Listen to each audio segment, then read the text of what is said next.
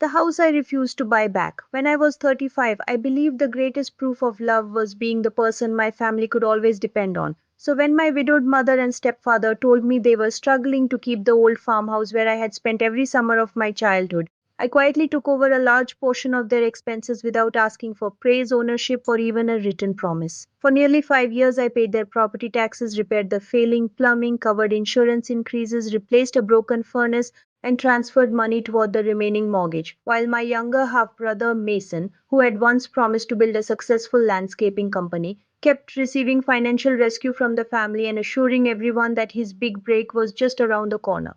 Everything changed on a rainy October afternoon when my mother invited me to a private meeting with the family attorney, claiming she wanted to put everything in order.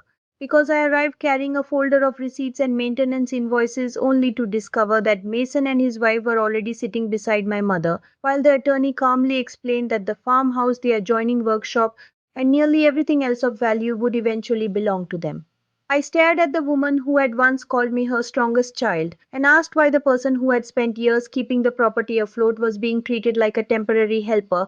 But my mother merely squeezed my wrist and whispered, "You don't need the house, sweetheart, because you're capable enough to build another life." While Mason smiled awkwardly and added, "You'll still have a room whenever you visit."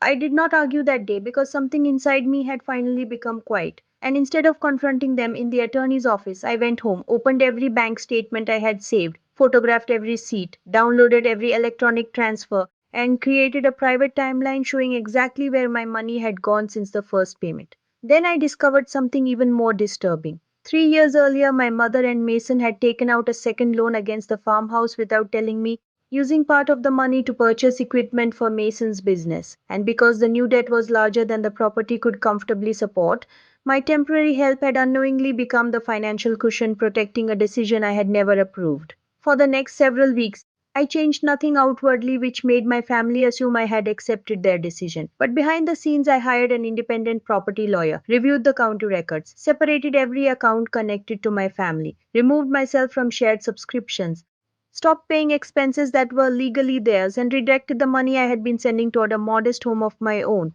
When my mother eventually called and said, "The bank payment is due Friday and I thought you were handling it," I looked at the photograph of the farmhouse hanging above my desk, remembered every winter morning I had spent worrying about its roof, and answered, "I was handling it because I believed I was helping my family, but I am not going to finance a future in which I have no place." Before ending the call without another explanation, the silence afterward was brutal because I had spent years believing that my family loved hearing from me, only to realize that most of their calls had been connected to some crisis payment, repair, or favor. And when those things stopped, so did almost every conversation. My brother reacted first, accusing me of becoming selfish after finally making decent money. My aunt repeated that family members were supposed to sacrifice for one another, and my mother sent me a message saying, "After everything we've done for you, how can you abandon us now?" But instead of defending myself, I replied with one sentence: "Love should never require one person to disappear so everyone else can remain comfortable." And then I placed my phone face down. Months later, the farmhouse entered foreclosure proceedings, and I expected to feel guilty when I heard that strangers might eventually own the place where I had celebrated birthdays, learned to ride a bicycle, and listened to my grandmother tell stories beside the kitchen window. But the emotion that surprised me most was relief. My mother eventually asked me to meet her at the farmhouse one final time, and when I arrived, she led me into the workshop where my late stepfather had kept his tools, opened an old wooden cabinet, and handed me a small metal box containing letters he had written but never mailed, including one that said he had watched me carry responsibilities nobody should have been expected to carry, and hoped that one day I would understand that a home was not defined by walls, but by whether you were allowed to be yourself inside them. I never bought the farmhouse back, even when the opportunity briefly appeared, because I finally understood that owning the building would not repair what had happened inside it. And instead, I purchased a small house several towns away using the savings I had once sacrificed to maintain somebody else's property. Painted the front door the color my stepfather used to joke was far too cheerful, and placed his old metal toolbox beside the porch as a reminder of the life I had chosen rather than the inheritance I had lost.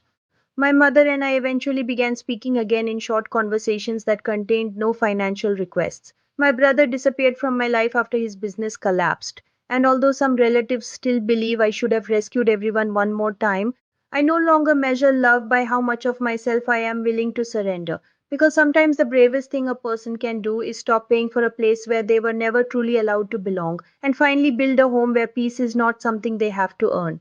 Please subscribe to our channel and share this video with your friends and family. We create entertaining and inspiring stories for our viewers, and your support helps us continue making great content for you.